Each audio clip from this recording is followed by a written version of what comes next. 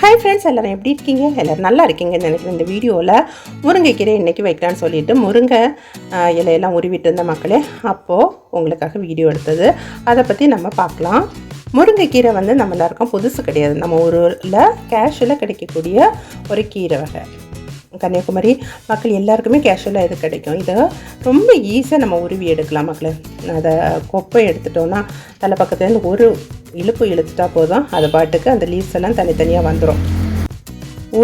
ஊர் பக்கத்துல எல்லாம் ஒரு சொல்லுவாங்கல்ல, பக்கத்தில் இருந்தால் அதுக்கு அருமை தெரியாதுன்னு. அது மாதிரி தான் நம்ம கன்னியாகுமரி மாவட்டத்தில் உள்ள வீடுகள் பக்கத்தில் எல்லா இடங்கள்லையுமே இந்த முருங்கைக்கீரை, முருங்கை இலை எல்லாம் நமக்கு கேஷுவலாக கிடைக்கும்.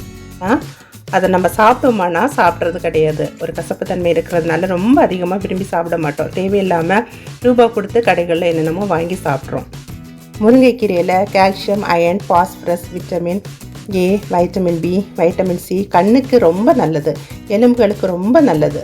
அப்புறம் அமினோ ஆசிட்ஸ் இருக்குது, நரம்புகளுக்கு நல்லது. இந்த சத்துக்களெல்லாம் முருங்கைக்கீரையில் இருக்குது. நீங்களும் வாரத்துக்கு எப்படியாவது ஒரு 2 times ஆச்சும் இந்த முருங்கைக்கீரை கூட்டு வச்சு சாப்பிடுங்க. சூப் வச்சு சாப்பிடலாம், முருங்கைக்காய் கூட்டு வச்சு சாப்பிடலாம். இதோட பொட்டானிக்கல் நேம் வந்து மொரிங்கா ஒலிஃபெரா. சின்ன வயசில் இதோட தண்டுகளெல்லாம் இதை மாதிரி கெட்டி யாரெல்லாம் விளையாடி இருக்கீங்க, சப்போர்ட் பண்ணுங்கள். Thanks for